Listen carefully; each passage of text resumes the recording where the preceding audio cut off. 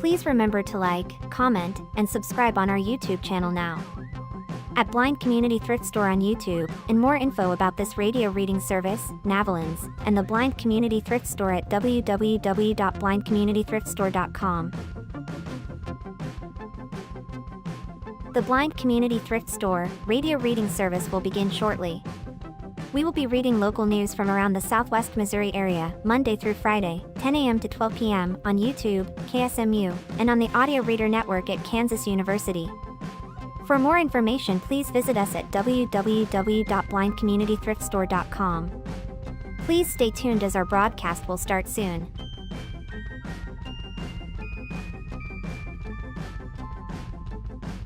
Please remember to like, comment, and subscribe on our YouTube channel now. At Blind Community Thrift Store on YouTube, and more info about this radio reading service, Navalins, and the Blind Community Thrift Store at www.blindcommunitythriftstore.com. The Blind Community Thrift Store radio reading service will begin shortly. We will be reading local news from around the Southwest Missouri area, Monday through Friday, 10 a.m. to 12 p.m. on YouTube, KSMU, and on the Audio Reader Network at Kansas University. For more information, please visit us at www.blindcommunitythriftstore.com. Please stay tuned as our broadcast will start soon.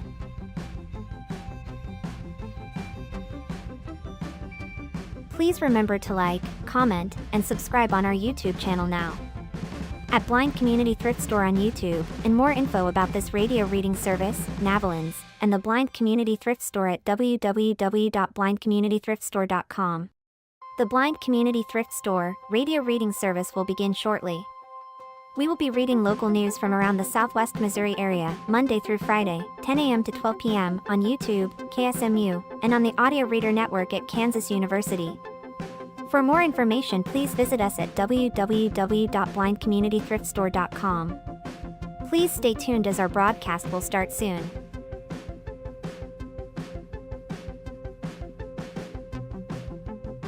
Please remember to like, comment, and subscribe on our YouTube channel now. At Blind Community Thrift Store on YouTube, and more info about this radio reading service, Navalins, and the Blind Community Thrift Store at www.blindcommunitythriftstore.com. The Blind Community Thrift Store radio reading service will begin shortly.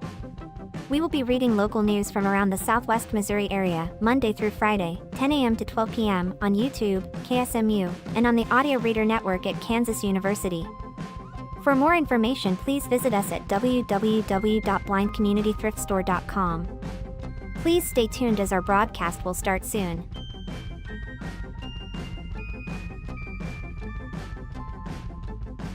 Please remember to like, comment, and subscribe on our YouTube channel now.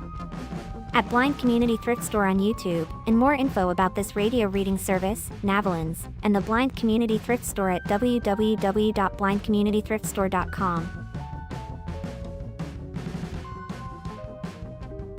The Blind Community Thrift Store radio reading service will begin shortly. We will be reading local news from around the Southwest Missouri area, Monday through Friday, 10 a.m. to 12 p.m. on YouTube, KSMU, and on the Audio Reader Network at Kansas University. For more information, please visit us at www.blindcommunitythriftstore.com. Please stay tuned as our broadcast will start soon.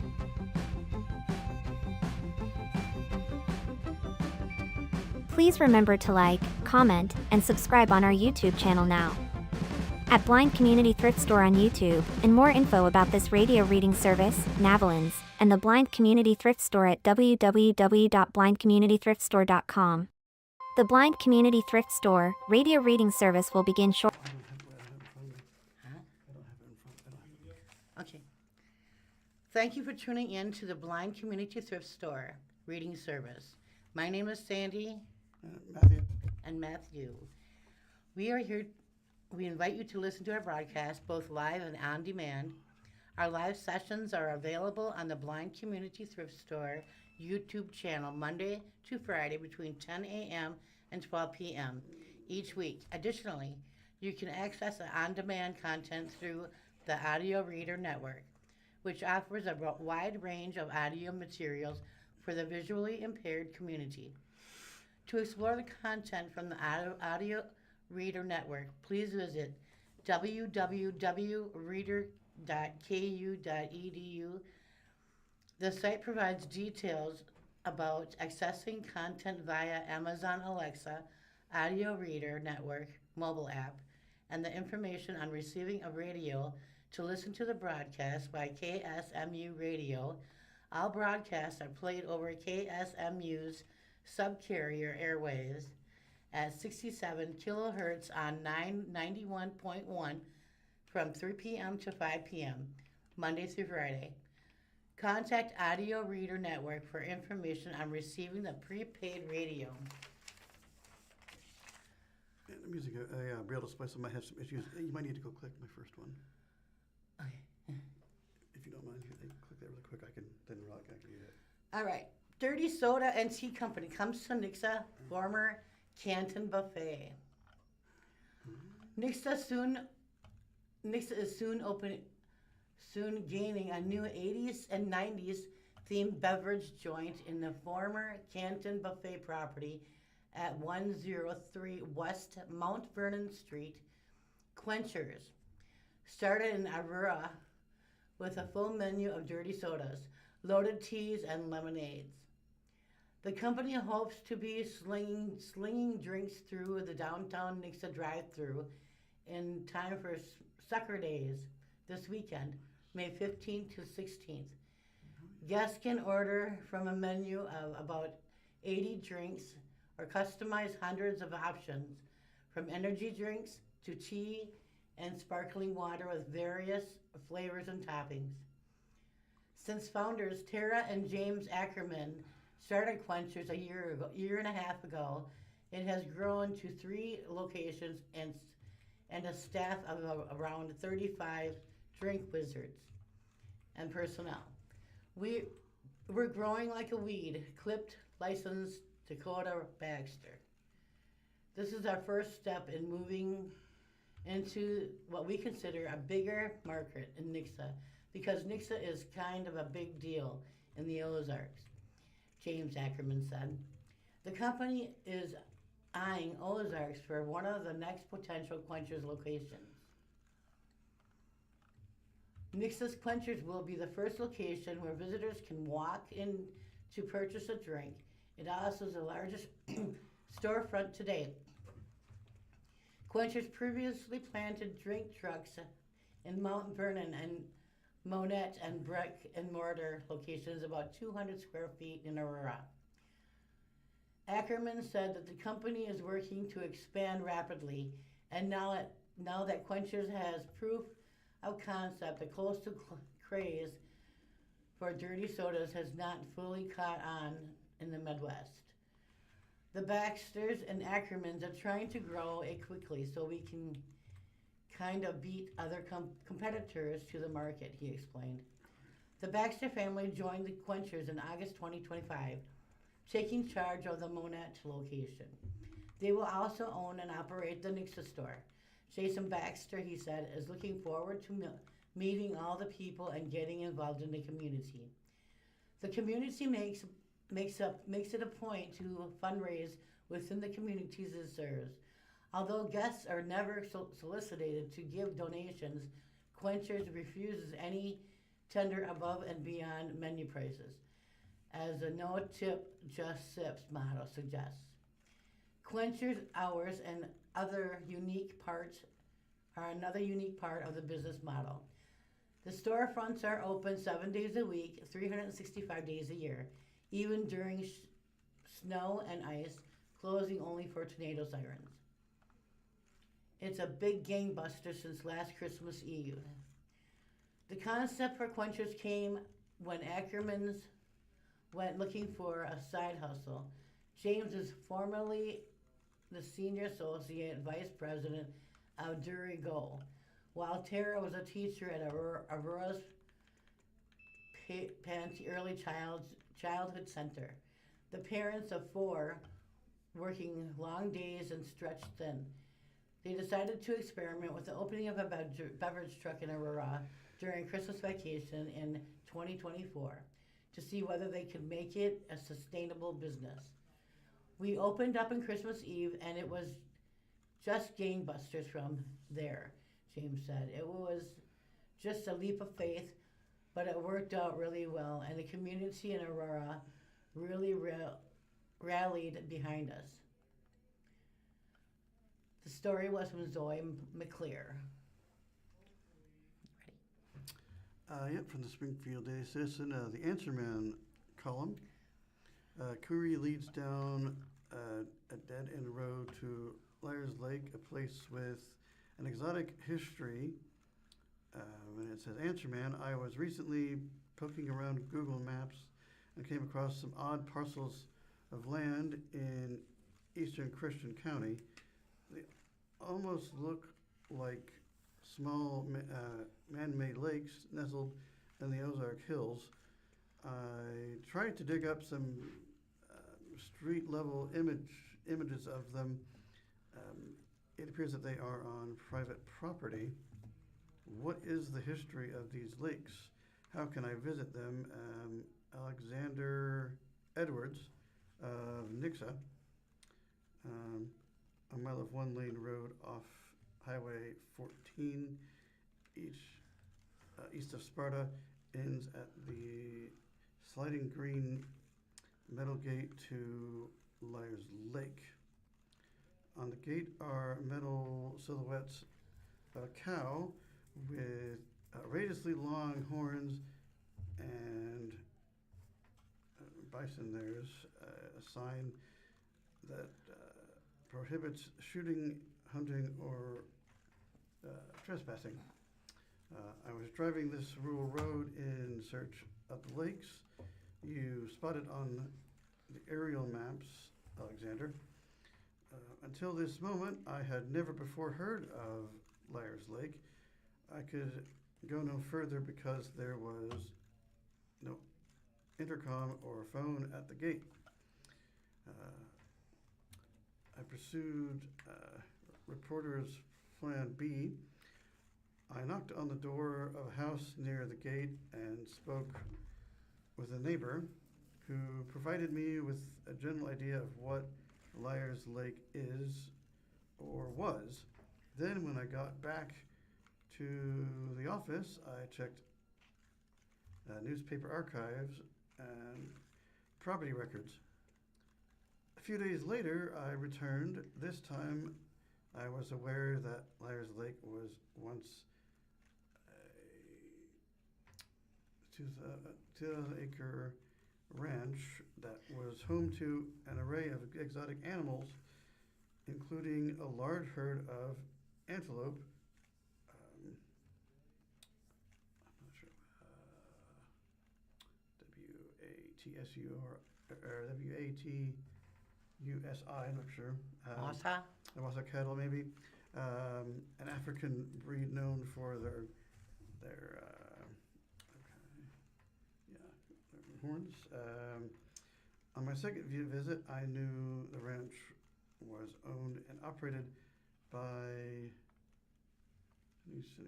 Darling and her husband Bruce Winship. He died in January 2006, and she died in February 2025. She was 22 years younger than her husband. Their daughter, I'm not even sure, had their only child, and her husband, Nate, waited for me. I had talked to on the phone. She opened the gate for me. The property is now open to the public. It never was. It was an exotic animal ranch, but was never an attraction open to those who wanted to pay to see the animals. But it was occasionally open free of charge to students on field trips and to future Farmers of America groups. Lee says, largest herd of Wasa cattle in the nation, daughter says. The entry road on the other side of the gate is dirt and feels even more narrow because on Either side is a wire fence 8 feet high. On the left, there is a large outcropping of rocks placed there years ago. And my mom had, who are basically like mountain sheep, they said, they're very good jumpers, so you need a good fence. On the other side, she had all these weird, I cannot pronounce these names. Antelope? Maybe. I'm not sure, yeah. They're like antelope, the size of a cow, and they can also jump very high. They are native to Africa and Nigeria, or rather native to India, Nepal, and Pakistan. But the most common animal on the ranch in its heyday was cattle. Mom had the largest herd of cattle in the United States, she says. Counting bulls and cows and calves, she kept meticulous records, but didn't want to necessarily tell my stepdad how many cows she had. It was probably up around 750 at one time. Cindy Darling bred the cattle and bought and sold them. The horns are, once their cattle are so odorous that when animals are old, they need humans to help to get back up on their feet again after a fall. I was not into the animals, unfortunately, Lee tells me.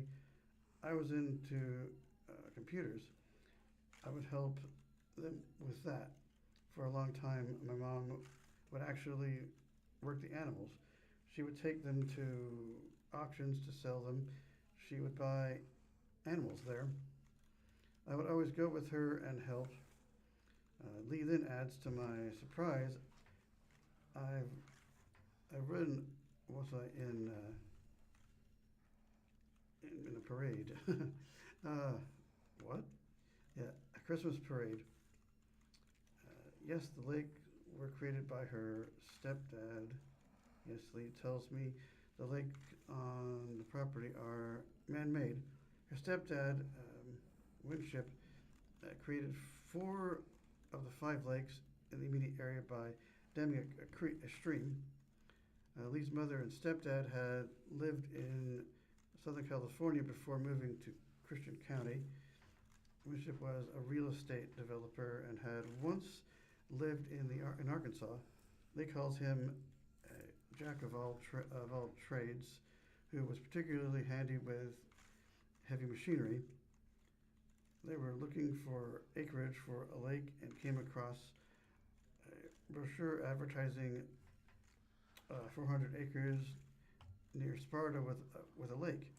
The lake came to be known as Townbridge Lake. It was man-made, but not by Winship.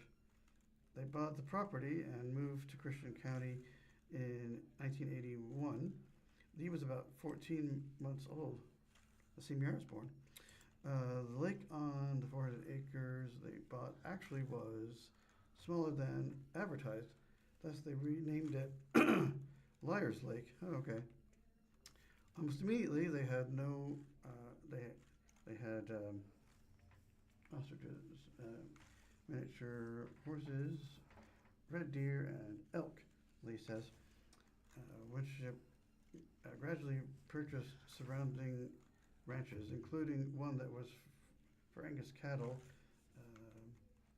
that created 4 more lakes. One of them is on the property that they subsequently sold. The other 3 lakes are on the ranch that exists today. One's home to camels, zebras, Wallabies. yeah, wallabies, there we go. And caribou. There aren't braille things. There are things you don't see in braille all the time. Sorry, guys. Right. Sorry about that. At one point, Liars Lake Ranch was close to 30,000 acres. Lee is the sole heir to what is now about 1 point. What is? Hang on, gosh, all this 1.2 acres. Ownership had sold off acreage for development. Cindy Darling died without a will in 2025, and now her daughter is handling the estate in probate court. As part of that process, Lee says she has had to liquidate her mother's collection of animals. Although there is a monkey on the property, as well as a few wild cattle and some deer. Yeah, yeah, a species native to much of East Asia. They do not belong to the estate. They belong to other family members. Over the years, Liars Lake also has been home to camels, zebras, emu. Yep. Well, Wallabies. yes, and everything else. Yes. Caribou, water. Good grief. Okay, all kinds of stuff. This keeps going. Llamas, alpacas, Yes. kudu, So many water things. buck, Yeah, anything. England bison, water buffalo, peacocks, All kinds of things. ringneck pheasants, yellow-napped Amazon parrots, Yeah, some macaws. cockatoos, cockatiels, Yeah, macaws. all kinds of stuff. Yeah. A wide variety. My mother saw all of her animals, no matter how young or how old they were, as her pets. She loved every one of them as if they were a pet. Everything in here was a child of hers. Nevertheless, Lee views in different light. Little deer from Asia has fangs, she says. They're like this tall, good grief. They were, and then, yeah, okay. Basically, a lot of animals there. They're vicious little things. Future plans not yet set for Liars Lake Ranch. Lee says her mother's house, which sits on the shore of that first lake, is being renovated. Once finished, she and her husband and their daughter, Corey looks like, yeah, will move in. They currently reside in the nearby Bruner. Okay. It's a big private estate, she tells me. We don't know what we're going to do, or going to be able to do with it until probate closes. We have a lot of ideas and a lot of hopes and dreams, but obviously we have, come on, load. Oh, there it goes. To wait until the reality comes around, and we'll see if those hopes and dreams can still be done. She says the future is not yet set for what was once the Liars Lake Ranch of exotic animals. We hope it is. We hope it is on hiatus and not gone for good. She says, "This is." Oh, okay. Oh, it's my call number 175. If anyone is keeping track of that, and that looks like it on to Sandy. Where to pick berries this season: Springfield, Ozarks, Nixa, Republic, and Rogerville. Jason Burns and his wife, Tamara, rooted 22,000 strawberry plants in rural Christian County last year with next to no previous agriculture experience. The expansive berry patch is yielding such a ginormous harvest that the couple will soon employ staff to sell the produce at the local farmers markets. Burns Bodacious Berries, current U-Pick record holder, drove 2 hours to visit and hauled away 65 pounds of strawberries, according to Jason. The man wanted to know how the farm achieved its crop. I looked at my watch and said, well, I started this on October 1st. I have no idea what the hell we're doing, Jason said. We're being blessed. I think it's 100 years of cow manure and the good Lord taking care of us. The berry business is a resource, a labor-intensive, although it can be unpredictable. A couple industry newcomers in the mercy of the weather opened their Christian County farms to the public in April, where strawberry season came early. At the time, blueberry crops in the area have been hit hard by 3 consecutive years of drought, forcing one Papa U-Pick farm to close. Read more about the 2026 berry season and find out a local list of U-Pick destinations below. Burton's Farm closes after 11 years of blueberries. Burton's Farm, a well-known U-Pick destination in Billings for over a decade, announced April 27th that their blueberries will be no more. The farm welcomed summertime visits for 11 years, selling fish-picked blueberries by the pound, homemade blueberry pancakes. Blueberry season became a tradition for many families. The Burton's oldest blueberry bushes were planted 20 years ago, Christian Burton said. I think this is the best part of getting to know all of our customers and see the same people year after year, she said. That's the hardest thing about not being open anymore, is not getting to see everybody again and catch up. In a Facebook post, the business stated that a new chapter is beginning for the family. We are not sure what that looks like yet, but we're excited for what is ahead and hope you will follow along, it said. The years of drought forced a small farm in Nixa, Buckner's Blueberries, to permanently close last year, according to the announcement from the business. Burns Bodacious Berries in the Ozarks. Strawberries are exploding in Burns Bodacious Berries, where visitors can purchase pre-picked berries or you pick their own from about 2 linear miles of plants. The Burns are planting blackberries and raspberries soon, though the plants won't yield fruit until 2026. When strawberry season ends, the couple plans to plant vegetables that will be in season later that year, such as squash and okra. Potatoes are already in the ground. Riverdale Berry Farm in Nixa. Amy and Russell Gann, co-owners of a Walnut Street barbershop in Springfield, opened U-Pick Farm in south of Nixa together in April. It took 3 years of labor to get the berry patch ready, but the River Ridge Valley soil has been generous to the new farmers. Riverdale Berry Farm is offering U-Pick pre-owned picked strawberries and blackberries later in the summer.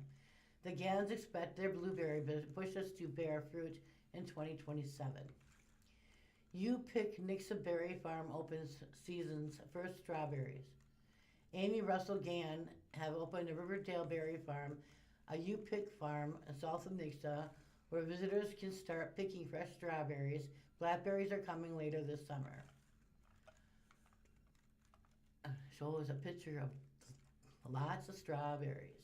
Says the Ozark area has another fresh strawberry spot at High's Berry Farm. The business is offering both U-Pick and pre-picked fruit. Black and Blueberry Farm in Rogersville.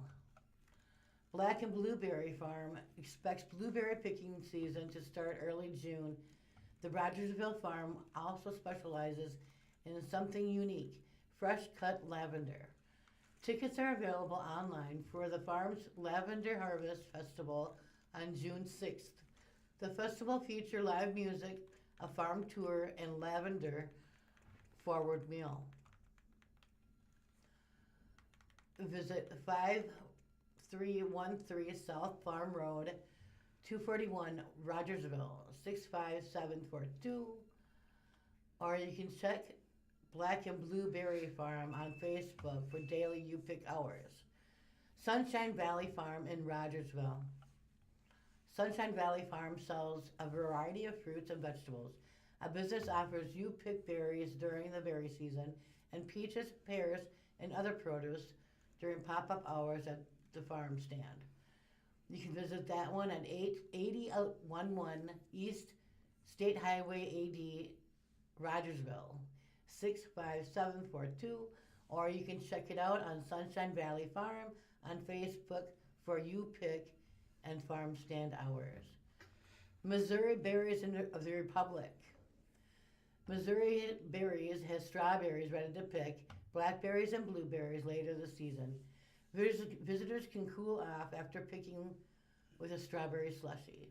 You can visit that shop at 2097 State Highway, PP Republic 65738, or check Missouri Berries on Facebook for daily You Pick hours. Swiss Berry Patch Republic. Swiss Berry Patch is open for visitors to pick their own strawberries on reserve pre-picked fruit. The business also sells strawberry slushies and handmade skincare products. You can visit 13920 State Highway Double T in Republic 65738, or check Berry Patch on Facebook daily You Pick hours. Tasty Acres Strawberries and more in Springfield. Tasty Acres is located near Fellows Lake, north of Springfield. The farm advisories, strawberry soft serve jam, slushies, and raw honey. Pre-picked you pick strawberries are available during the season, and flowers are available in the farm's greenhouse.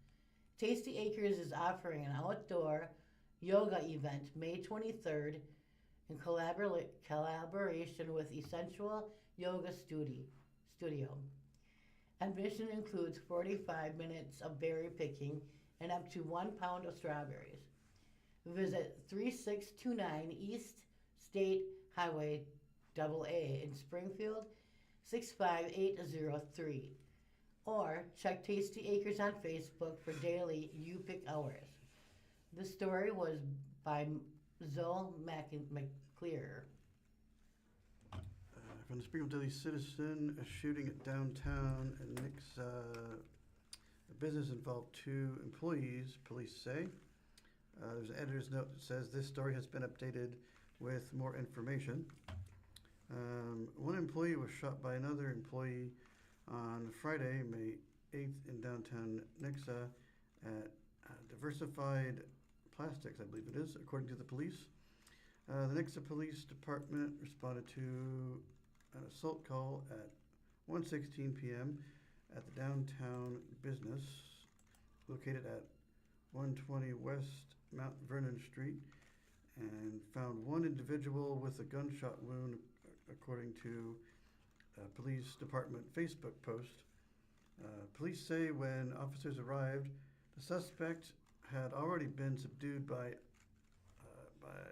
other employees at the business. Due to the quick response of the other employees, the suspect was taken into custody by law enforcement without incident, according to the post. Police say the victim, also an employee, was shot in the chest and transported to a local hospital for treatment.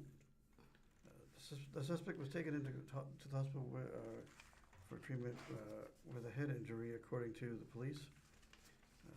Based on the information currently available, investigators believe this to be an isolated incident that stemmed from a work-related altercation. The post read, "There is no ongoing threat to the public. Nixa Police will continue to investigate. Anyone with information related to the incident is asked to contact the Nixa Police Department at 417-725-2510. Looks like that's it for that one. On to Sandy again. Revised roadmap for public transit discussion ignites heated debate at council meetings.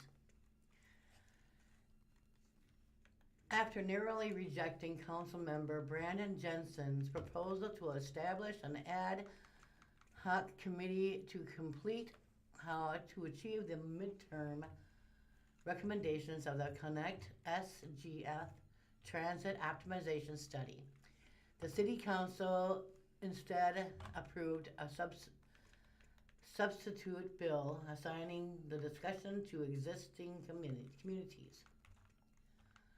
Efforts to map out the implementation of the medium-term recommendations from a transit study recently commissioned by the by Cities Utilities of Springfield shifted course on Tuesday, May 5th.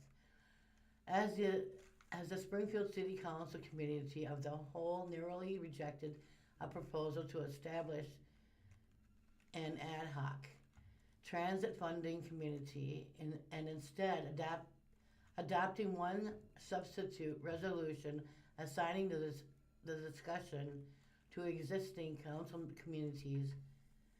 Among other notable changes, Councilmember Brandon Jensen, who sponsored the original proposal with the support of a fellow Councilmember Derek Lee, didn't mince words when expressing his frustration over the change in direction. I really struggle to understand when we've done all this planning work, we've done all this study work, all in alignment with all that. We have an opportunity to actually do something meaningful, and we would rather just punt this around through though several council committees and not end up with a clear, actionable plan of how to achieve this. And not end up with a plan that ties land use decisions with economic incentives to actually make these types of corridors a reality in our community, Jensen said. I don't know, I don't feel like this body isn't really willing to listen to fellow council members and respect whenever they're trying to achieve or elevate issues and bring data plans back to that, and data and plans to back it up. I know all of our hearts are in the right place, but it's just a frustrating experience. Composed of all 8 council members and the mayor, the committee of the whole passed the substitute resolution championed by Mayor Jeff Scrogg on a 7-1 vote. The council member Craig Holzmer opposed, the council member Monica Horton absent, and it's slated to be formally considered on May 18th City Council meeting. Prior to the vote on the substitute resolution, Jensen's proposal, which the City Council referred to the committee in October 25, failed 3-5. Council members Jensen, Hosmer, and Bruce Yadzi supported original proposal, while council members Lee, Heather Hardlinger, Callie Coral, and Abby McGall joined Schrag in his opposition. Horton, who was in attendance for the first part of the meeting, was also absent for this vote. If we identify the funding, we could rebuild our transit system any way we want to.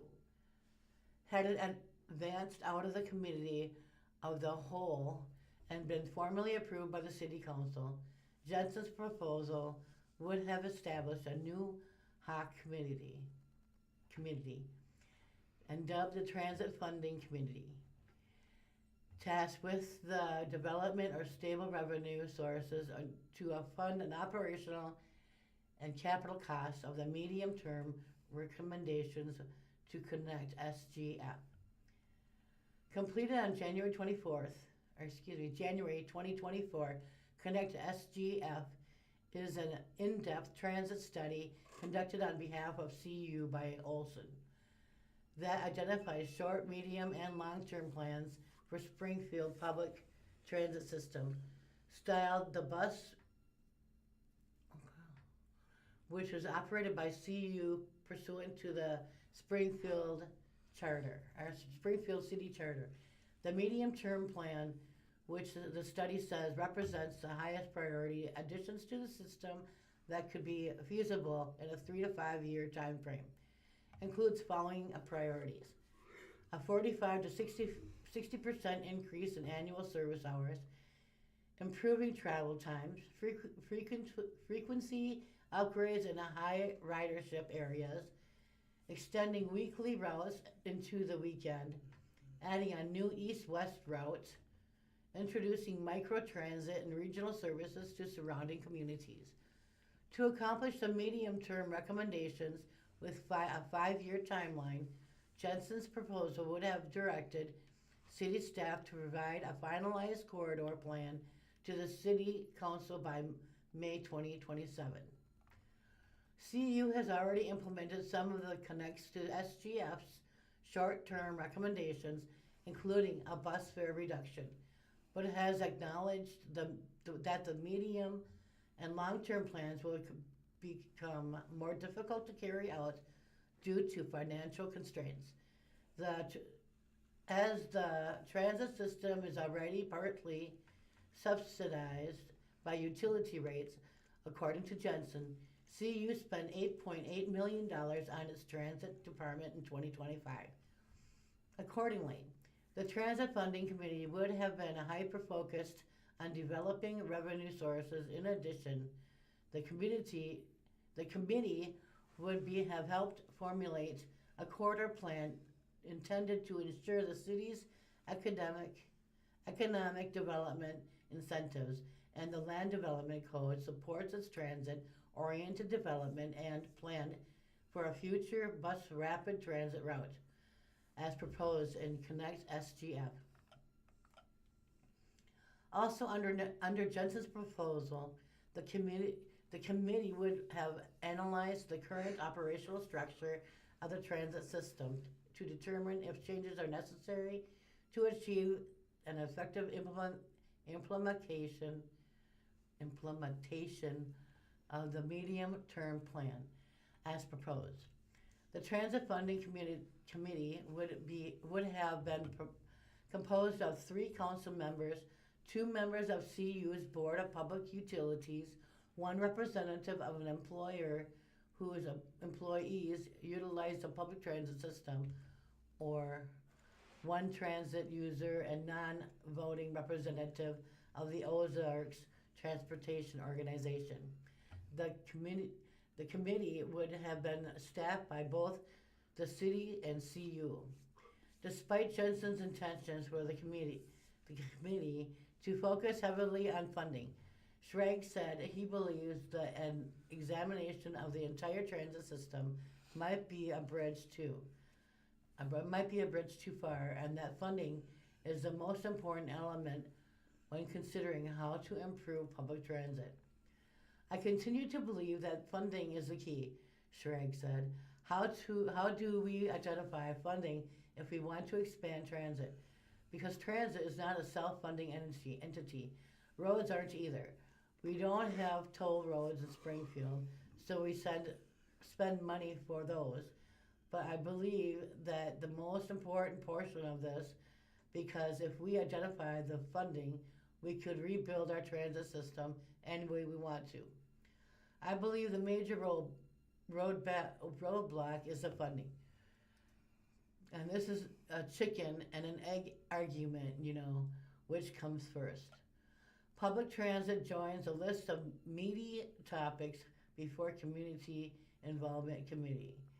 If formally approved, Schrag's substitute resolution would first refer to the topic of Transit to City Council Community Involvement Committee, which would review the policy implications of the findings and recommendations of a report titled Springfield Transit Investment White Paper Scope of Service, intended to provide CU and the cities with a framework of future transit investment decisions. While the paper will guide the development on a final report and it explores potential thresholds for additional transit investment, the feasibility of bus rapid transit and the impacts medium-term recommendations could have on electric rates and ridership, among other issues. Schraig's substitute resolution also authorizes the city in conjunction with CUs to employ a consulting firm to gather data to make an initial recommendation. CU is planning on Olson serving as a consultant again for this project. Once the Community Involvement Committee has completed its review and development its own sets of recommendations, the matter would automatically be referred to the City Council's Finance and Administration Committee, which would then explore the funding opportunities for expanded transit services. Upon completion of the Finance and Administration Committee's work, the recommendations of both committees would be forwarded to the full City Council. Jensen argued that in the ad hoc committee compromise, the subject matter experts would be better suited to discuss transit over council communities that are already swamped with other hefty topics, including right to council, utility growth planning, and driveway code exchanges. Rather than having a broad-based coalition of folks, many of whom would already have experience and expertise with the transit system, instead charges 4 council members. I don't know how often the members of the Community Involvement Committee utilizes the transit system, or if they ever have. That's not a negative thing. It's just there's going to be a lot of time that needs to be spent to truly understand the importance of transit.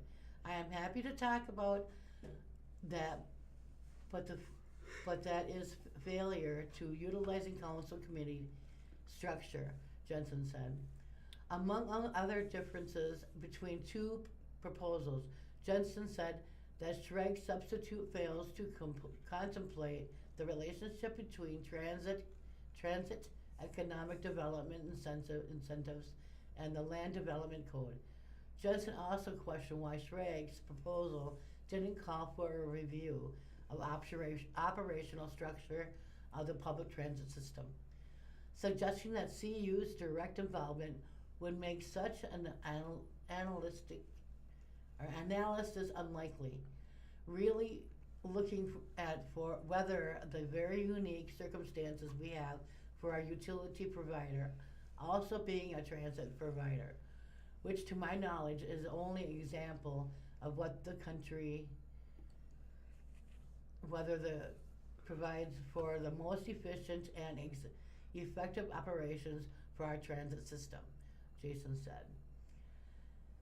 And this substitute referral does not include any of that analysis. In fact, the contract that incorporates places of responsibility of working with that contractor with city utilities, so it would be doubtful that would be an element of analysis. Jensen involving two committees creates opportunity for disjointedness. Asked if he thought that Schraig's proposal could serve as an acceptable entry point into discussions around the transit, Jensen simply said, "It's a step. I see it's more than a step to show that we are doing something rather than trying to do something meaningful," Jensen said. I do also believe that having one council committee create recommendations and that charging a separate council committee with figuring out how to fund creates a lot of opportunities for disjointedness, and there is a very little overlap between the two committees. Schraig said that he was open to referring the entire resolution to the Finance and Administration Committee, which Jensen serves as a chair. I just looked at the responsibilities of council and committees, And since the economic vitality was checked as a priority and the economic vitality and development is under CIC, that's why I chose that, Schrag said.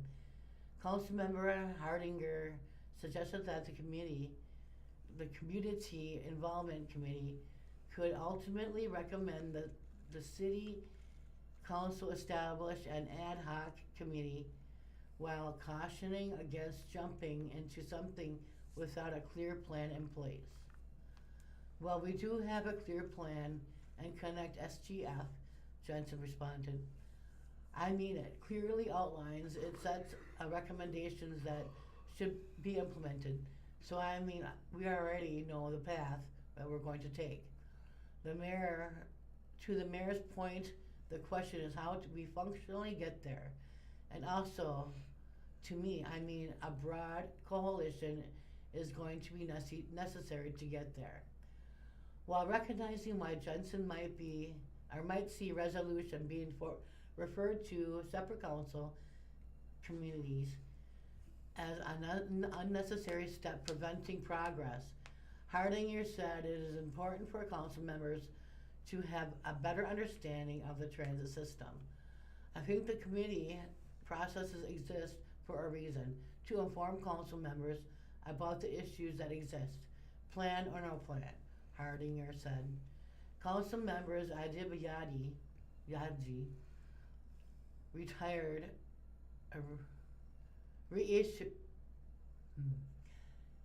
reiterated Jensen's concerns with taking a topic through council committees and further emphasizing the need to bring a broad community coalition to the table, particularly for discussions of funding. Once we get to the point of trying to include them, they're going to say, well, you've already made up your mind based on the committee's work. Adib Yahazi said, so I'm concerned that if we just take it straight through the committee and hire consultants, then try to bring on these stakeholders, that we just won't have that to buy in what we would need from them. Council members debate prioritization of the public transit. Council member Hosmer suggested that the city wasn't ready to hire a consultant, while questioning whether CU, the entity in charge of transit, should have any say in picking the consultant. I think if we limit ourselves to what city utilities want to do or what they think is more adorable or doable rather than what we think or deserve as a city, I think we're unduly limiting ourselves, Osmer said. Excuse me. Lost my place. The original proposal would allow the city council to look at a transit on a broader scale. Councilmember Lee argued that CU's is already experienced in reimagining public transit, evident through Connect SGF, and the decision should go center funding. We need to be imagining ways to get more money and not imagining ways that the city utilities could do it differently. Lee said, I just think that's almost insulting to all the work that they do all the time. And then say, hey, or say, oh, CU is great, but they just can't think through this like we can. They're just experts. They're the engineers that could do it all and all the time, and I think that's a good proposal. While recognizing the potential benefits of hiring a consultant, Jensen said that the city already has a lot of information they need to connect SGF and data available from the Ozarks Transportation Organization. So the primary difference between these two is one is to continue studying the issue to package information that we are largely ready to have into more digestible format. The substitute, that's the substitute, Jensen said. The original bill is to do the same work, but then actually pair it with developing plans that has broad stakeholder interest into actually carrying them out.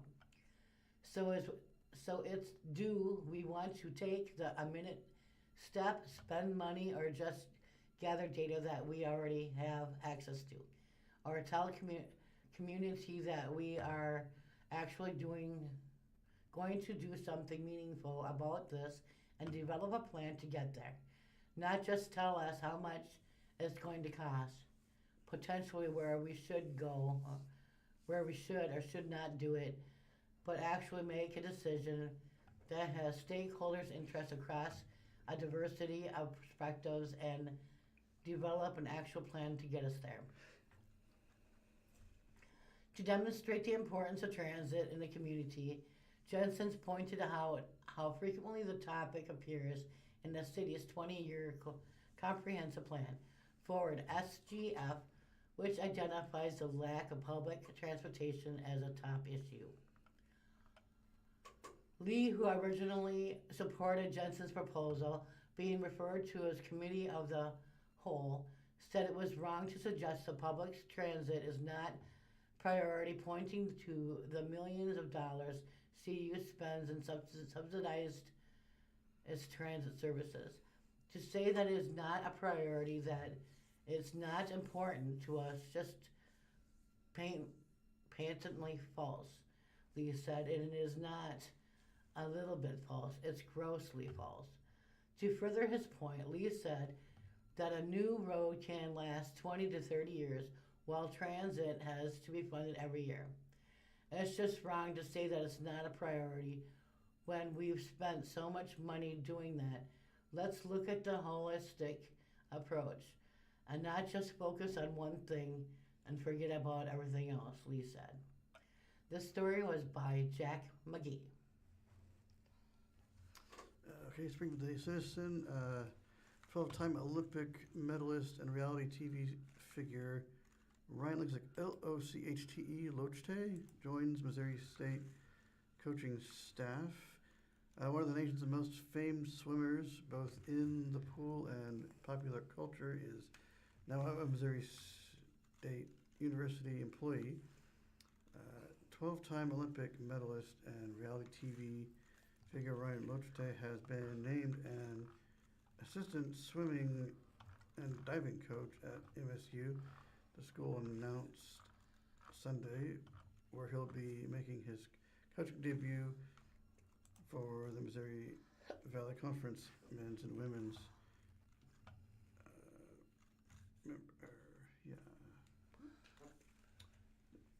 member, I guess, okay. Lochte 41 competed in the 2004 and 2008, 2016 Olympics before ending his career in 2021. He set a world record in the 200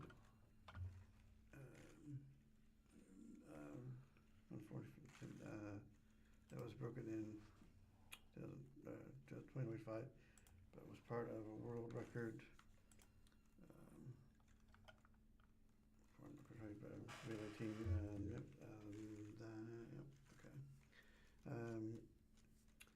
He has the third most Olympic medals in Team USA history, trailing only Michael Phelps, 28, and Kate Ledecky. Okay, yeah, okay. He joins an MSU coaching staff led by David Collins and his associate head coach, Durkham, I think. Lochte has familiarity with Springfield as he's been dating Greenwood and Drury alum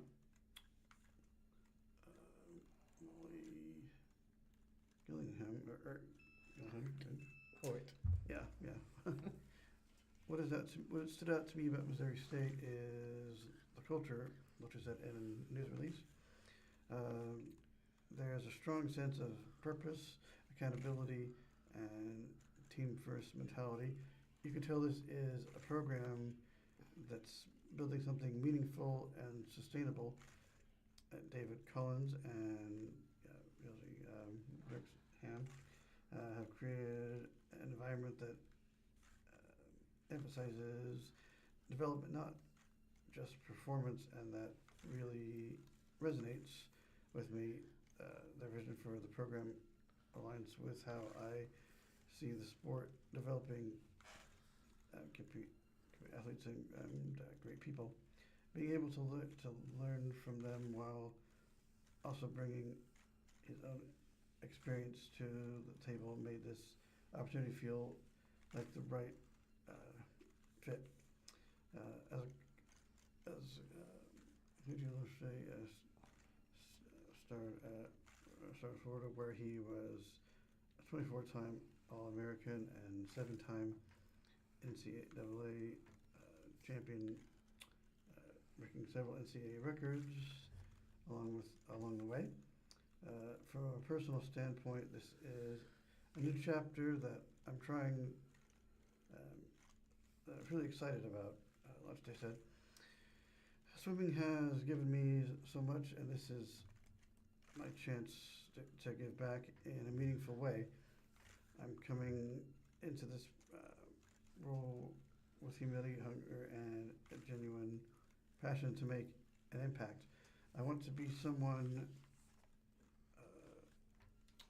these athletes can trust, not just as a coach, but as a mentor who understands what they're going through. This opportunity isn't something I take lightly.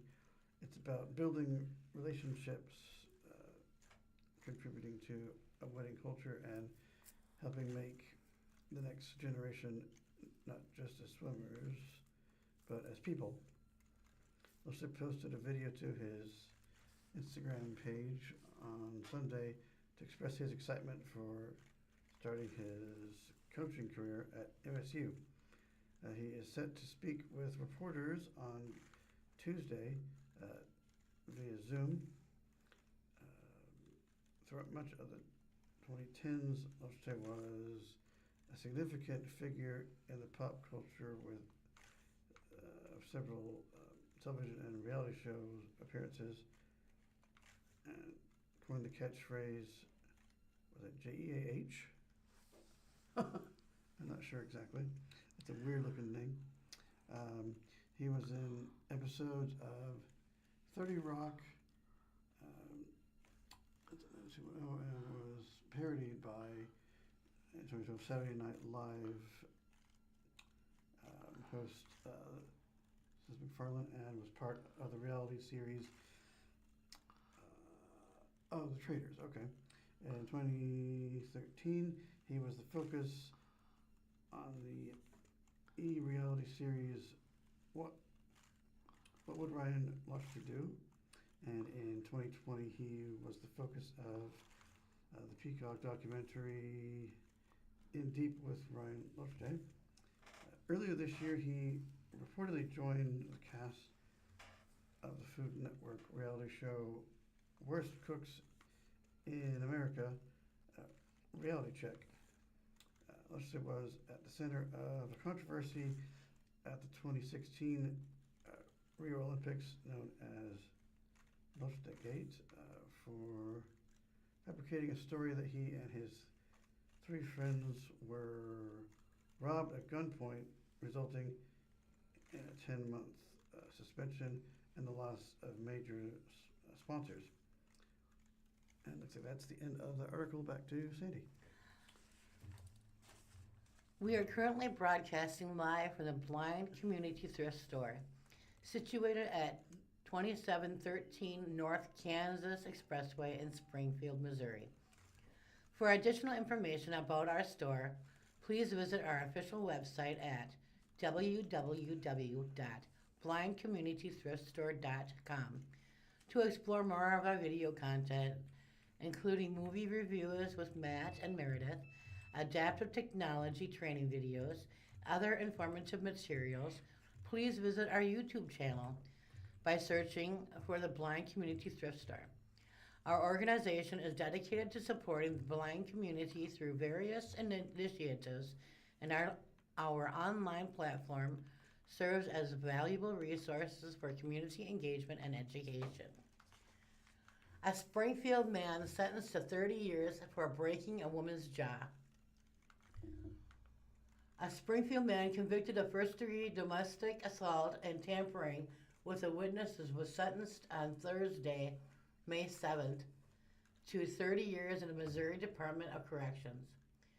Thomas David Norton, 33, was found guilty by jury following a 2-day trial in March in Judge Todd Meyer's courtroom. According to the charges document, Norton broke his girlfriend's jaw and then attempted to persuade the victim to drop the charges. The assault happened September 27th in 2025. Springfield police were dispatched to a domestic disturbance and found Norton just inside the home standing over the bloodied victim.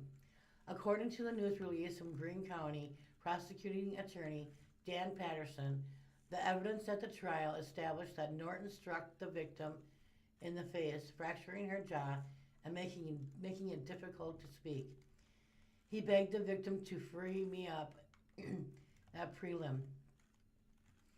While later incarcerated at the Greene County Jail, Norton made recorded phone calls discussing efforts to persuade the victim to drop the charges and sent 2 letters to the victim's address disguised as correspondence to a fictitious person, asking the victim to free me up at prelim hearing.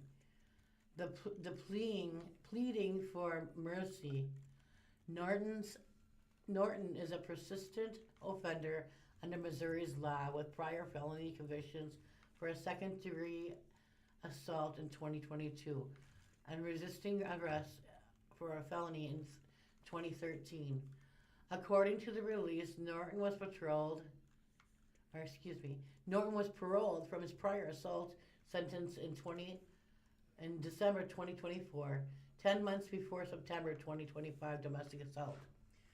On Thursday's hearing, Assistant Prosecutor Caitlin Frazier argued for 30 years on the assault count and 7 consecutive years on each tampering count, while the defense asked for 15 years on the assault count and 7 concurrent years on the tampering counts.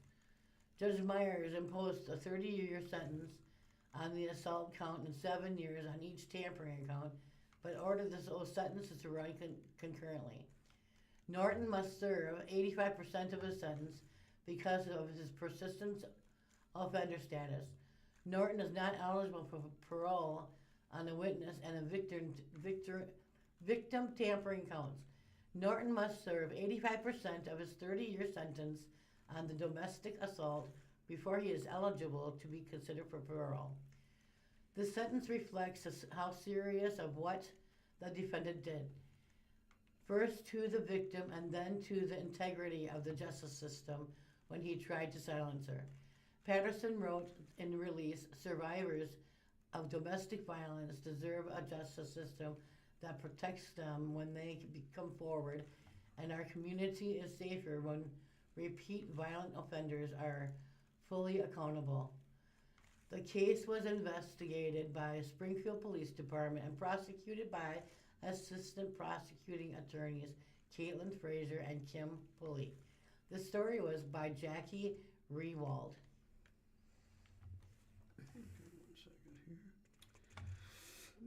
Okay, from, let's see here. Okay, yeah, from Springfield Daily Citizen again. There it is. Okay. Yeah, there we go.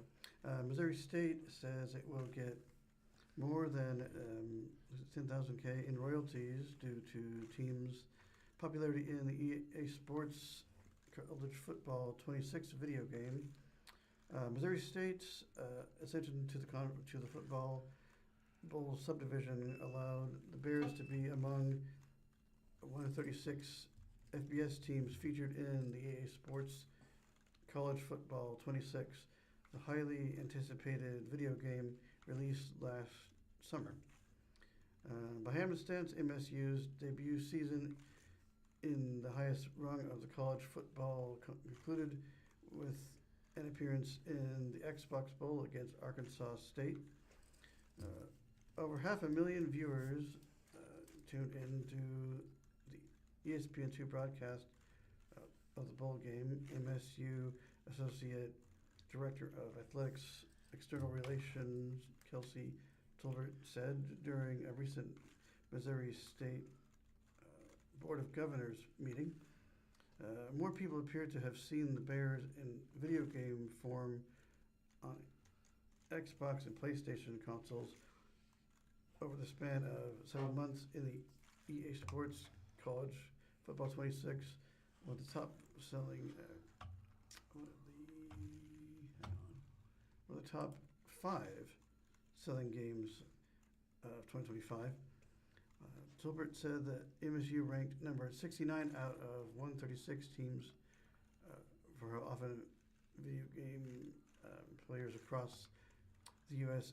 and beyond played as the Bears. The full rankings list does not appear to have been released to the public, considering there are 68 power conference football programs that with massive fan bases and several mid-majors of the group of 6 with long-standing traditions and national brands. MSU appears to have outkicked its coverage as an FBS rookie. It's all based off how much the public played the Missouri State, Tolbert said. We got our numbers back a couple of weeks ago, and we ranked 69th out of 136 schools for second among Conference USA peers. It ultimately equated to over $10,000 back to us in royalty payments. Tolbert was referring to a royalty system by Electronic Arts, EA Sports, that paid schools for the use of their name, image, and likeness. This year, EA Sports elected to distribute royalties to programs based on how many games are played with each team in the video games. Essentially, enough dedicated fans can have a direct impact on some of the programs via their controllers. In EA Sports College Football 25, the previous edition of the video game that didn't include Missouri State, there were reportedly over 1.7 billion online streams of the game. Documents obtained by the publication CCLT through a Freedom of Information Act requested last year shed light on the 2026 royalties plan, including for each CFB product released by EA Sports, CLC will provide a percentage for each institution based on the games played for that institution as a percentage of total games played across all institutions. This percentage of games played will become the final allocation percentage for each school that will be applied to the total gross royalties for all institutions received. The payment numbers and formula don't appear to have been made public. Last year, athletes who opted into the 2026 edition of the game reportedly received $6,000 for their name, image, and likeness. For EA College Football 2027, set for a mid-July release, athletes will now get an opt-in payment of 16,000, it looks like. Oh, that's the whole article, so on to Cindy again. From Class 0 to Class Hero, Healthcare Alliance first SPC's grads are also ambassadors.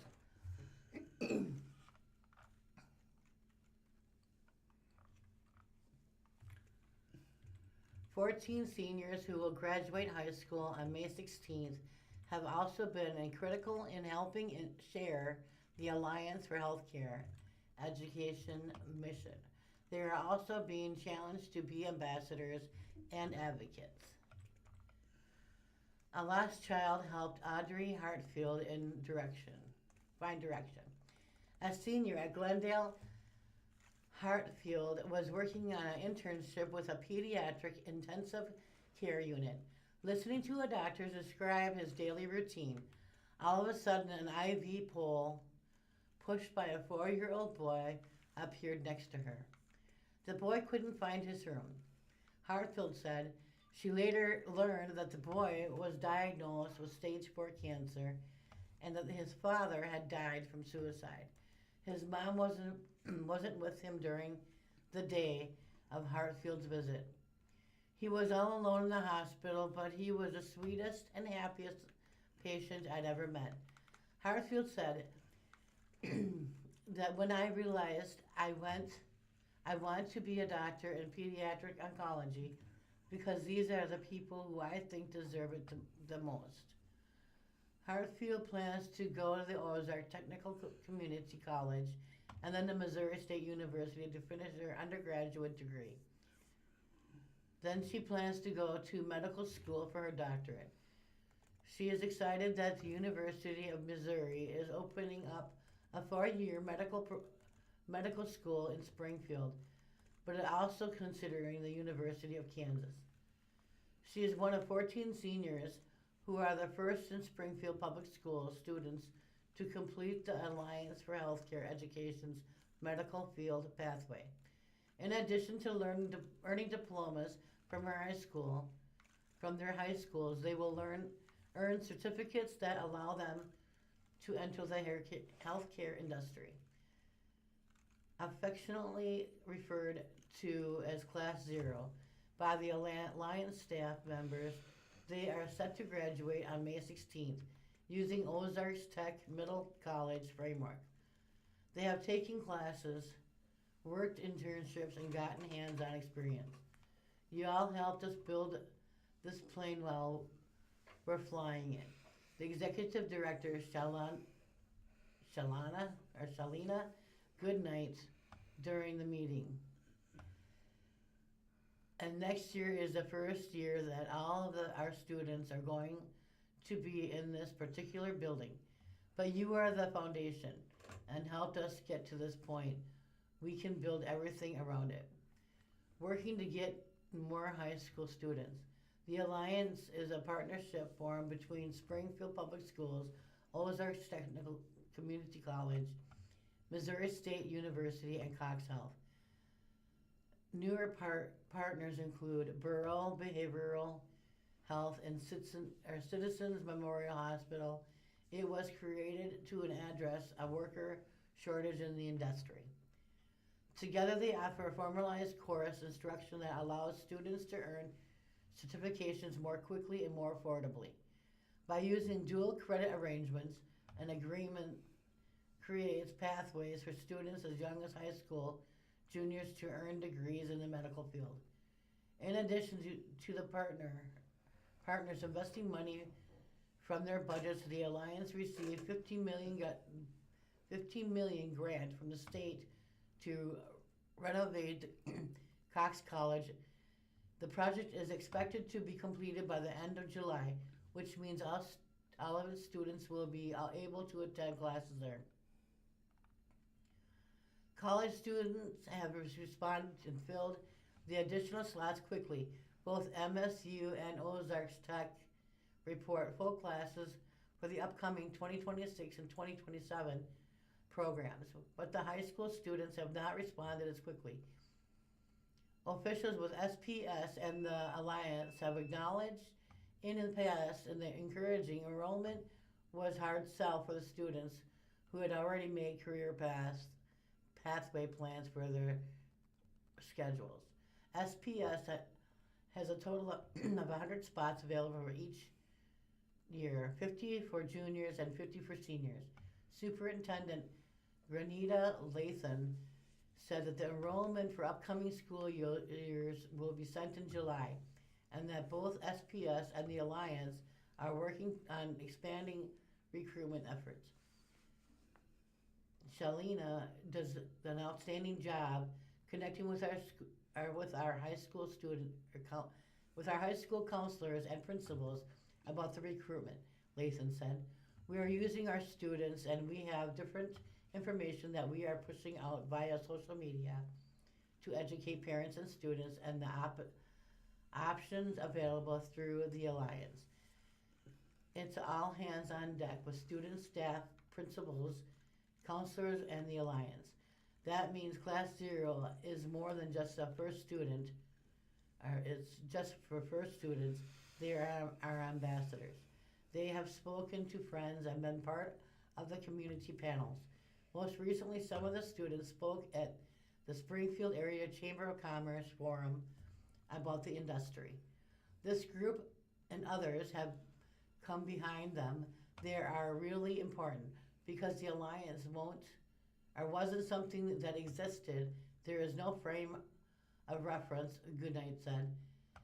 I think that is the best way for people to be able to see them for themselves and make a decision about whether or not they would be interested in something like this, to hear directly from the peers. Students shared the stories, including Hartfield. 5 of the students on Wednesday spoke to the Alliance Board of Directors about their experience with the program. They shared stories about what they learned from their classes and how they plan to continue in the medical industry. They each learned about the program differently. While Parkview seniors Ian Breezewitz heard about the program from his mother, Hillcrest senior Nakaya Duke had convinced her father that the program was a real one, and she learned about it from the library meetings about the alternative high school program. They were talking about Alliance and showed us the website, and I looked at it, all things they described, and I immediately called my dad. That poor man, Duke said. I said, hey, give me my social security numbers. After convincing him that it was an actual program, I signed up for it. And they also shared working variety of experiences, from assisting a patient transport to visiting a cadaver lab. Some of the experiences were more intense than others, but still educational.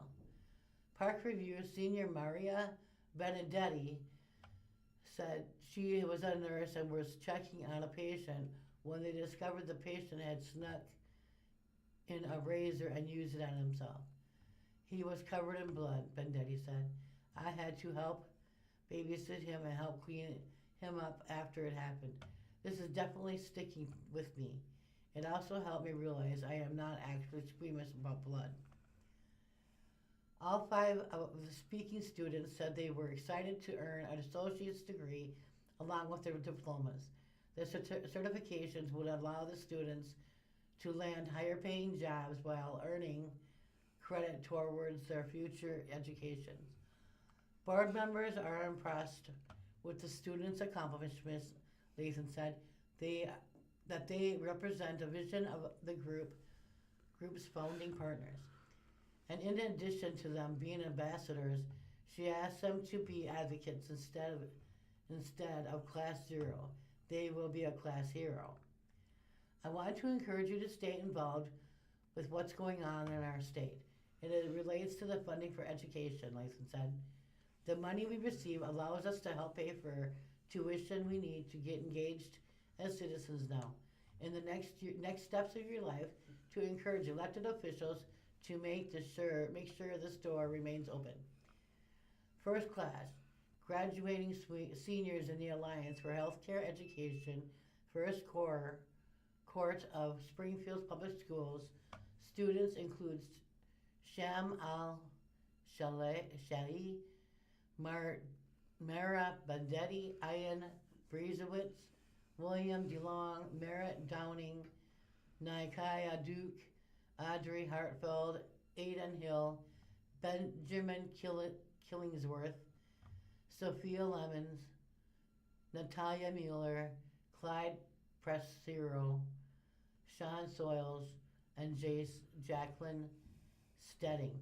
And this story was by Joe Hadsall. Springfield Daily Citizen, an opinion, the work we do for the and the people we become while doing it. Life is about more than promotions and professional accolades. How to balance career success and personal fulfillment is, I think, Kurt Larson looks like. Did not do what I wanted it to do, I don't think. Hang on one second, let me try to get this. Didn't do quite what I wanted it to do here, I don't think. Oh, here we go. Okay, hang on one second. I thought I had done that. Okay, let's see. One second, okay. Here we go. Okay. Okay, here we go. Okay. Okay, here we go.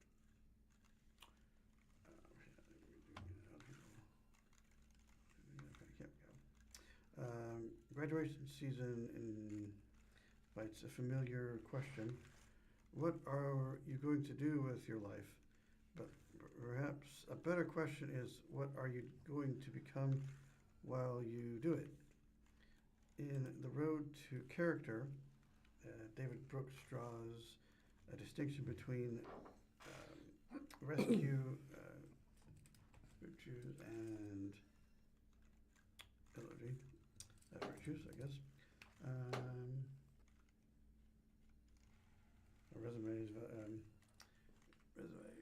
Virtues are the skills and achievements that build a career, earning promotions, gaining recognition, building success.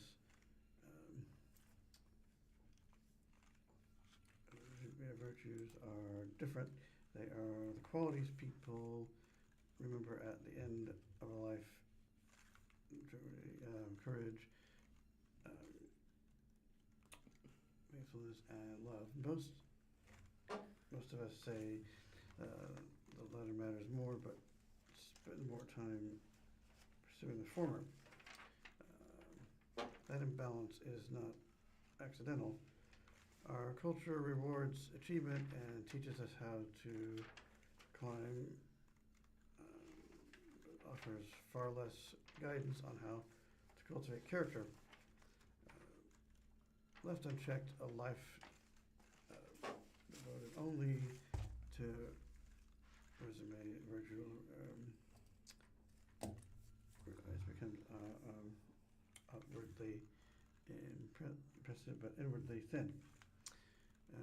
Similarly, the meaning of your life, Arthur Brooks reminds us that a calling is not a rare talent or the perfect job. It is about how and why we do our work.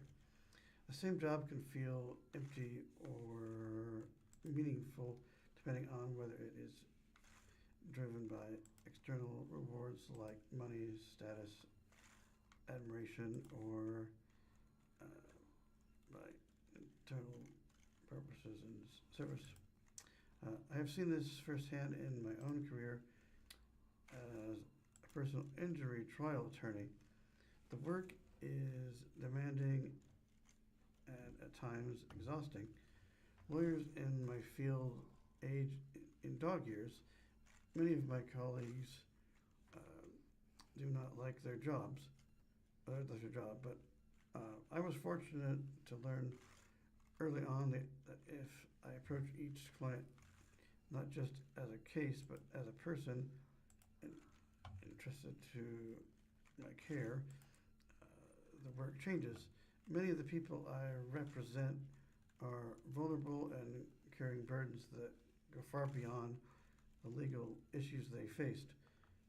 When I view each case as an opportunity to improve my client's life and to improve in some small way the human condition.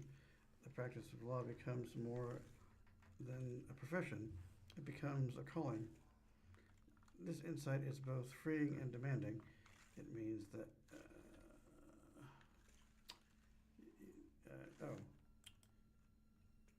it means you do not have to find the perfect job to live a meaningful life, but it also means you cannot depend on the job itself to provide that meaning. When success becomes the ultimate goal, it can crowd out the very things that make life whole, relationships, faith, and a sense of purpose.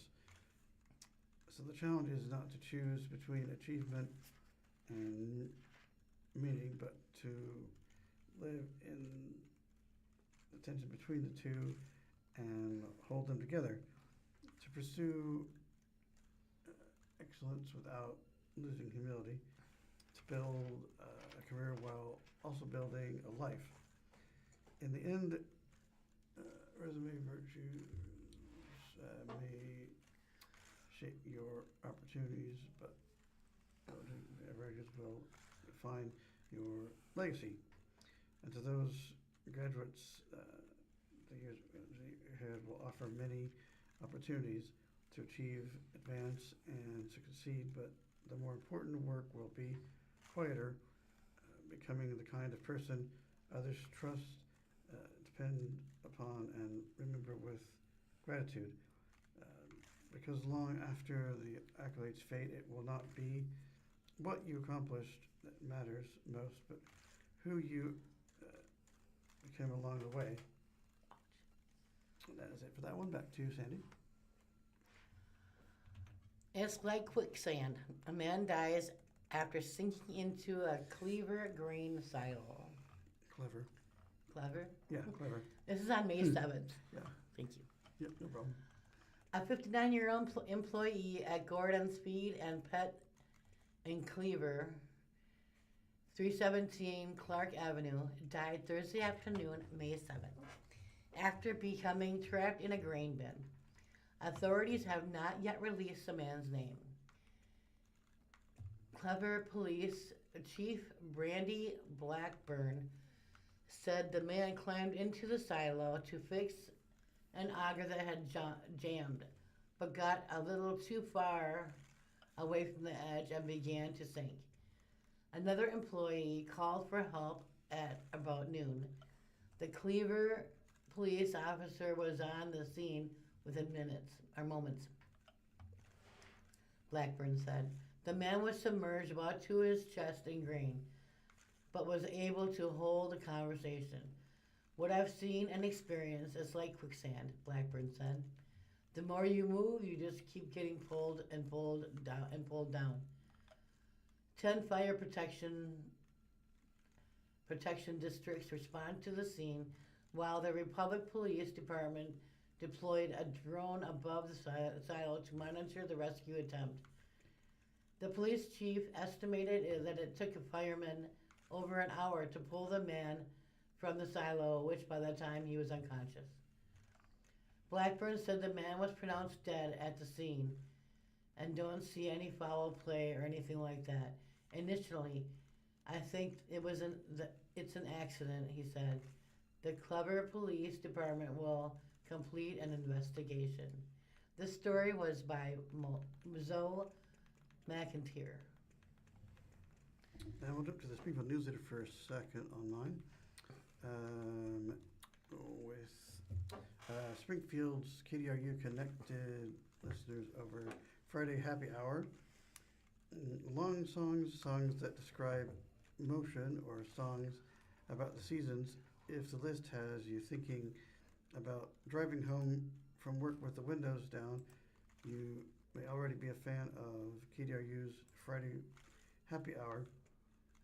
The brainchild of Drury Communications professor and radio host Jonathan Groves, the Friday Happy Hour features a new theme each week, which Groves posts to social media to solicit the listeners' requests that form the bulk of each 2-hour show's community playlist. The interactive nature of the show and the focus on building community with listeners have become trademarks at KDRU 98.1 FM, which received its Federal Communications Commission CFC license approval in 2016, more than 5 years after Groves became a student advisor for the long-running campus station. Groves, who worked as a journalist before moving into academia, said that the show is an outlet for his deeply embedded love of music and radio, going back to his work at Columbia, Missouri station, KIBA, while as a college student. Radio is not declining at the rate of legacy media, he said. Radio still has a pocket of active listenership, which has been buzzing by the introduction of podcasts. People have an appreciation for audio, no matter what form it takes. Radio is a connection point which the world craves, especially during times of social unrest. In addition to the Friday Happy Hour playlist, Groves teaches a radio activities course, a 1-hour class in which students are trained to provide a spot on live radio. KDR's radio station is supported by the Drury University student government body. The station currently operates on a low-power FM license, which is only available to nonprofit and educational institutions and is limited to a 100-watt broadcast to reach the outskirts of Springfield and thousands of people, of listeners from Drury's campus. Groves credits Kent Otto, I believe, KDR's engineer, as the technical genius making it possible for the station to stay on air.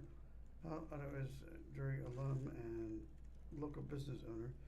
No stranger to radio, he started as a radio DJ at 11 years of age. Despite many hobbies and interests, he has always been pulled back to radio. I have KDRU on my 24/7 in my home. If anything happens, I run over to the station to take care of the technical issues, Otto says. Spending 30 years in radio, I have seen many changes. KDRU offers a program for the Springfield community that is live, local, and actively taking requests from listeners for the Friday Happy Hour show. This is unique and highlights the ability of radio to stand and test the time in bringing people together to find shared interests in music. Playlist from and for community. After experimenting with a different type of radio show each semester, mainly playing heavy metal and hard rock, Groves felt his weekly KDRU program needed a revamp. Working from a primetime spot from 4 to 6 p.m. Each Friday, he tried to come up with ways to increase audience interaction on social media. A decade on, the interactive radio request format has built a reliable following on social media. Typically, midweek, Groves posts a theme on KDRU's Facebook page. as well as his own personal page, which is soon followed by replies suggesting tunes that fit the bill. A stable of regular listeners, friends of the show, as Groves calls them, provide song selections each week, routinely electing an entertaining string of comments. But Groves said he's always excited to see new names join the conversation. The weekly themes, which sometimes come from listeners, suggestions as well as varying widely. Past themes have covered songs about stupidity, cover songs, songs with prepositions in the title, a song 6 minutes or longer that Friday Happy Hour included one 18-minute entry, or guilty pleasures. Groves said he takes some time to research each theme before posting to be sure he can find enough songs to fill the 2-hour weekly radio spot, though more often the problem is having too many requests. I go with the flow of the show. I love the interaction with the Friday Happy Hour provides. Groves said, who has been known to ask in his cool, soothing radio voice, "Is anyone out there listening?" He enjoys the online interaction and listener comments, which often include thanks for playing, requests, and exclamations of listeners who discover a new or old favorite. I want the show to feel like inviting friends over and playing music, an intimate gathering in one's home, like people did when they were young and bought a new album they were excited to share, he said. You won't often hear me play Led Zeppelin, the Rolling Stones, or the Beatles. I lean towards lesser played artists and songs in efforts to expand the listener's genre of music appreciation. One friend of the show, Springfield musician DJ X, said he has been an avid listener since the inception of the Friday Happy Hour community playlist. I appreciate how interactive the show is, and oh gosh, where'd it go? Just a second. Yeah. Oh, here he is. And that Professor Groves not only mixes up the music, but also seems to enjoy being pleasantly surprised by the song recommendations from his weekly call-outs. Chris has even played a few of my original tunes, which has been an absolute honor, he said. Following the comment as requests are submitted prior to each week's show is part of the fun, he said.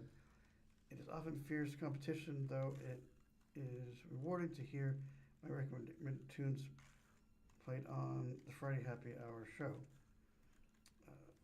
Charles Taylor, another Drury University communications professor, has been listening to the Friday Happy Hour show for 5 years and appreciates the classic yet quirky traditions of college radio it embodies. I've learned a lot about music by following the posts on the Facebook and listening to the show, Taylor said. Groves doesn't focus on the top 40 hits like mainstream radio stations. He enjoys sharing and learning more about behind-the-scenes, lesser-known tracks. KDRU has definitely broadened my horizons and musical awareness. And while fielding listener requests isn't new ground for radio, the interaction and community building. The Friday happy hour encourages, sets itself apart from other options on the dial. I don't think there is another show like this, certainly not in Southwest Missouri, said Brad Oliver, the Oliver Reigns Group.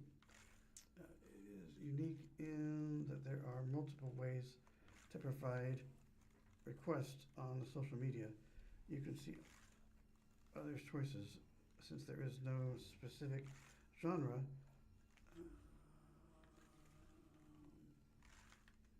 I get to hear music I wouldn't normally listen to or have not heard of in a long time. Oliver said he tries to offer 3 song suggestions each week, 2 from his iTunes playlist and 1 from memory. Many are Rush songs.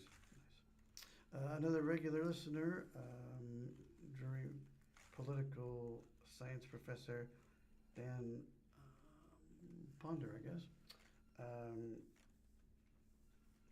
prides himself on attempting to find a Bob Dylan song for each upcoming theme. Ponder, who has listened to the Friday Happy Hour since it began, said sometimes Groves will indulge him, other times Dylan is left unplayed. The 2 friends enjoy the back and forth camaraderie, as do others joining in the weekly threads online. Music is a common denominator, Ponder said. Jonathan has found a way to capitalize on that in sharing his Friday Happy Hour community playlists with both the jury and Springfield communities. Even when the interactions take place online or over the airwaves, the human connection is real, said Oliver. I think at some point Grove should have a live get-together where listeners can congregate, maybe at an outdoor brewery, he said. It feels like you know these people that chime in week after week, though many of us have never met in person. Groves, for his part, said he loves sharing his own love of music with Greater Springfield while learning about new songs, artists, and genres from the friends of the show. A big part of music is connecting to a specific time in life, he said. How meaningful to have a weekly radio program that lets listeners experience this time travel both personally and community. Radio folks are the only original influencers. They play the music no one has heard before, added Otto, the KDRU engineer. Radio has stood the test of time and remains relevant today. Shows like KDRU's Springfield Community Playlist exemplify this. To follow the weekly theme, visit the KDRU radio Facebook page. Would be, what is that? That is going to be, just look for, I think you just search for, what is that? KDRU radio. But there's the URL, but you can just search for that name. I should find it. Grove's personal page at, you just look for, just look for, just as, looks like Grove's Prof, I think. Or follow him on Threads. And it's just going to be, it's at Grove Prof, at Grove Prof on Threads. KDR can be found at 98.1 FM as well as online at kdru.org. KDR can be found at, I think that's the name I just read. Yeah, it is, okay. Yeah, that is and that looks like the time to go back to Sandy.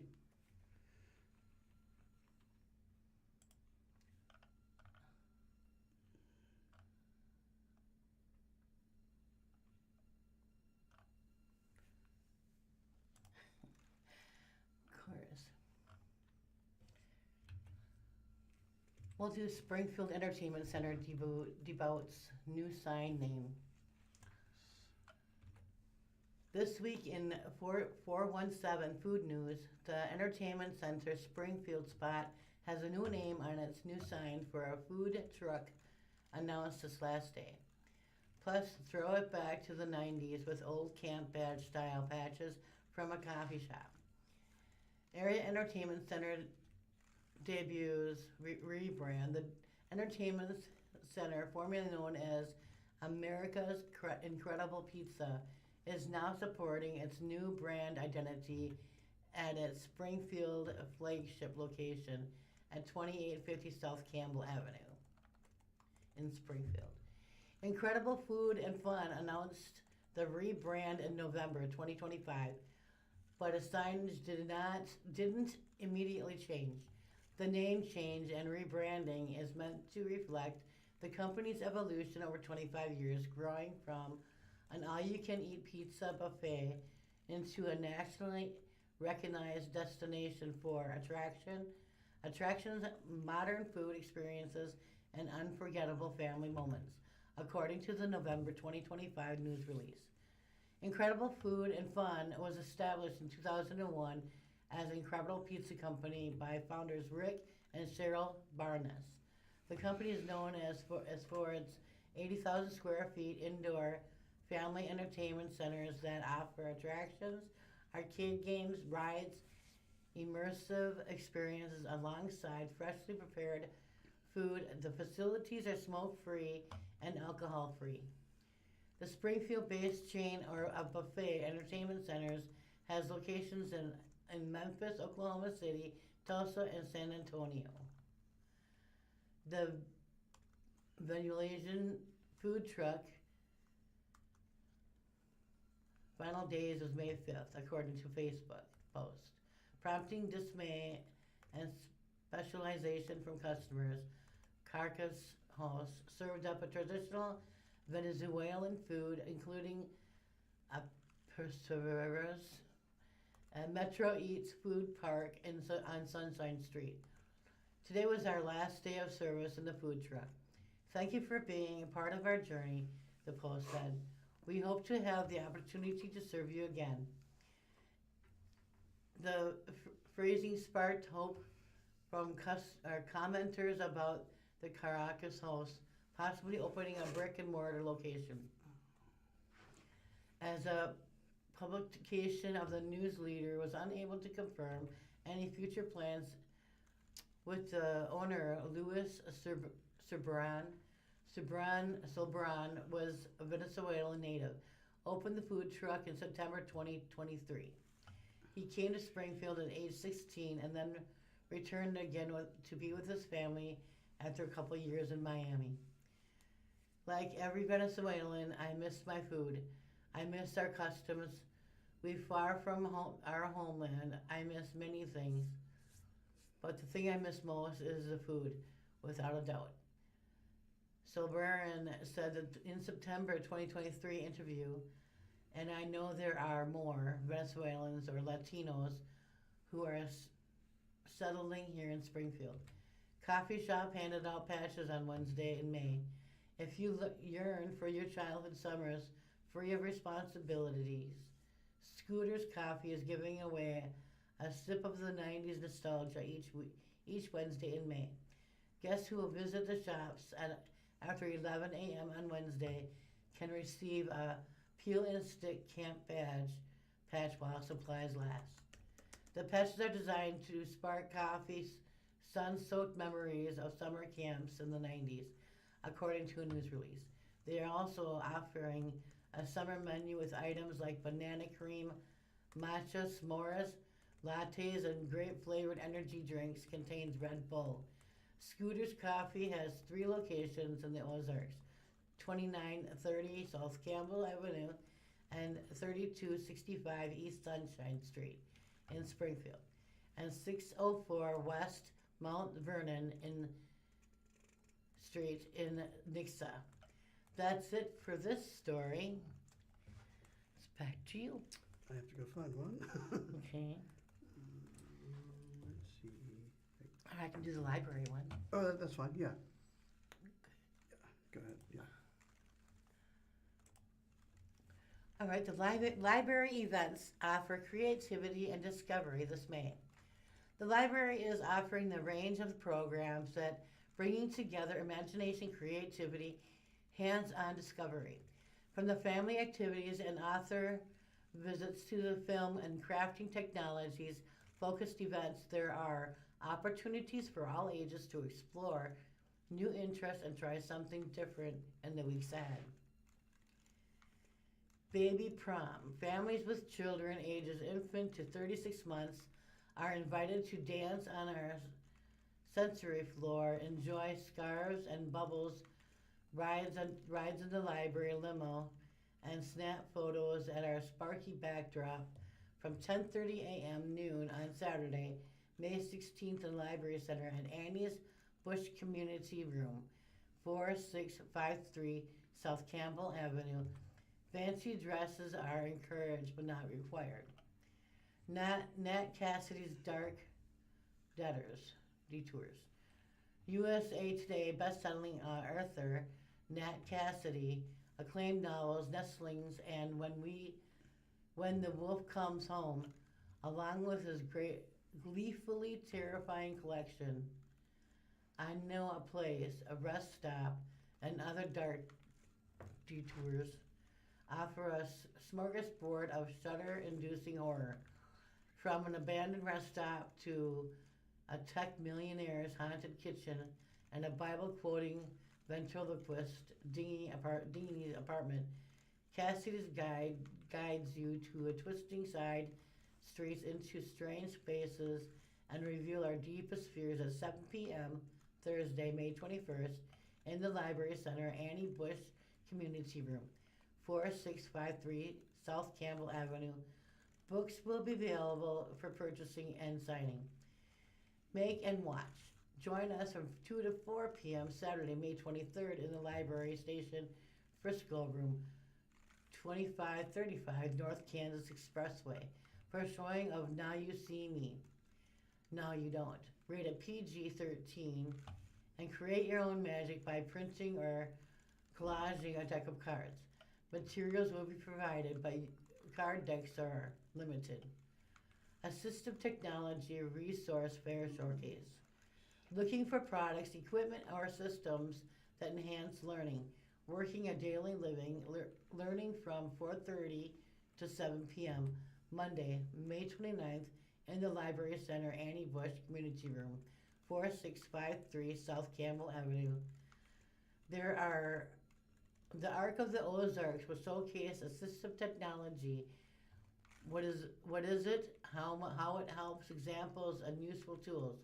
Drop by the local providers, demonstrate adaptive equipment and assistive devices, explain how these tools support everyday tasks, and answer questions about assessing them in the community. Also throughout May, the Arc of the Ozarks will display an assistive technology in the Library Center concourse. Morgan Shanaway is copywriter for the National Springfield Greene County Library District. She can be reached at morgansthelibrary.org. And that is it for this story. But anything that's not national here. Do you want me to do another one? Yeah, I'm not able to Okay. find a bunch. Let me see. I find things that aren't local that are, non-local stories.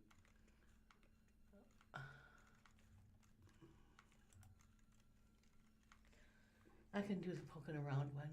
Okay, yeah. Poking around, the metals in the knee and hip replacements survive cremation and how can be recycled. You cannot only be made an organ donor these days, but you can also be post-cremation metals donor. Titanium and cobalt coronium alloys used in knees and hip replacements survive the heat of cremation and are now being recycled by companies across the nation with help of crematories.